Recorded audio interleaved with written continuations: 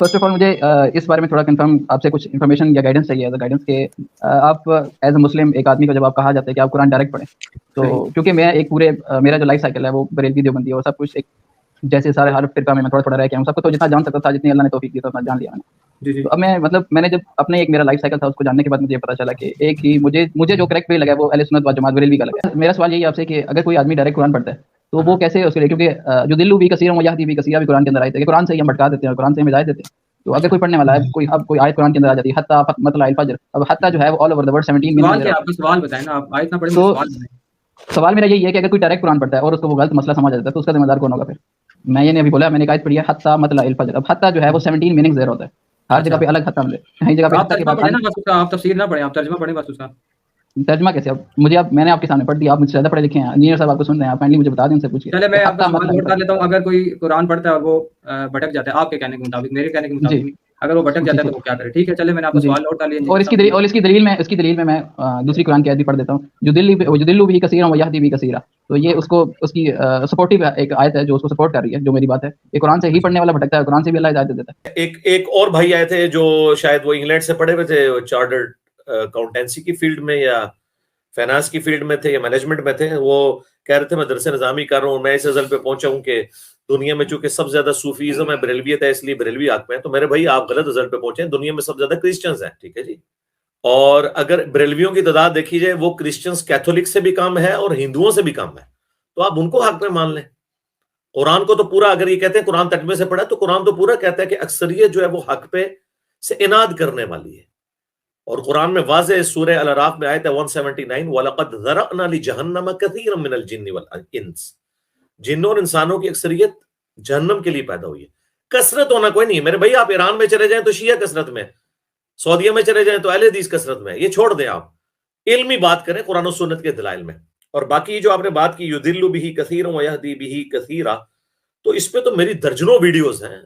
میں ان کو مشورہ دوں گا میرے بھائی، اگر آپ ویڈیوز ریگولرلی دیکھتے ہیں تو بلعام بن باعورہ کے نام سے ایک ویڈیو ہے میری، جو ایک یہودی عالم تھا، کیسے گمراہ ہوا. اور آج یہ ایک ویڈیو اپلوڈ ہوئی ہے، آپ ہی کے ایک بریلوی عالم نے میرے بارے میں ورڈکٹ دی تھی، تو میں نے اس میں علماء کی ڈگری والا مسئلہ کھولا ہے. صرف 10 گھنٹے میں 1 لاکھ وہ ویڈیو کراس کر چکی ہے. اس وقت ٹاپ پہ ہمارے آفیشیل چینل کے اوپر جو ویڈیو ہے وہ یہی ہے، 1 انجینئر ورسز ڈگری والے علماء. اس میں نے اس آیت، اور آپ کو ابھی جن دھوکوں کا نہیں پتا جو بریلویوں کے بزرگان دین وہ دھوکے کتابوں میں لکھ کے گئے، یا آنے والے بزرگ جتنے دھوکے دیں گے، سب کا جواب میں نے اس 34 منٹ کی ویڈیو میں دے دیا. جس کا یہ عقیدہ ہے نا کہ قرآن گمراہ کرتا ہے وہ کافر ہے، یہ ذہن میں رکھیے گا. کیا ہم کافر کو یہ کتاب دیں گے کہ اس کو پڑھ کے تم گمراہ بھی ہو سکتے ہو، ہدایت بھی پڑھ سکتے ہو؟ وہ کہے گا پیچھے رکھو. نہیں، قرآن میں یہ آئی نہیں بات. قرآن میں ہدی للناس وبینات من الہدی والفرقان. قرآن جو ہے وہ پوری انسانیت کے لیے ہدایت ہے، اس میں روشن دلائل ہیں، اور یہ حق اور باطل میں تمیز کرنے والی کتاب ہے. اور سیم بات نبی علیہ السلام کے بارے میں صحیح بخاری میں ہے، محمد فرق بین الناس، محمد صلی اللہ علیہ وآلہ وسلم لوگوں میں حق اور باطل میں فرق ہے. تو یہ بات بالکل غلط ہے. آپ یہ پڑھیں، یہ سٹارٹ اس سے ہوتی ہے، 26 نمبر آیت ہے سورۃ البقرہ کی، کہ اللہ اس بات سے حیا محسوس نہیں کرتا کہ مچھر کی مثال بیان کرے یا اس سے بھی کسی حقیر چیز کی، اور اہل ایمان جانتے ہیں یہ حق ہے تیرے رب کی طرف سے. اور جو بات نہیں ماننا چاہتے، جو جان بوجھ کے ہٹ درمی پہ اترے ہوئے ہیں، تو وہ کہتے ہیں اللہ کو کیا ملتا ہے یہ مثالیں دے کے؟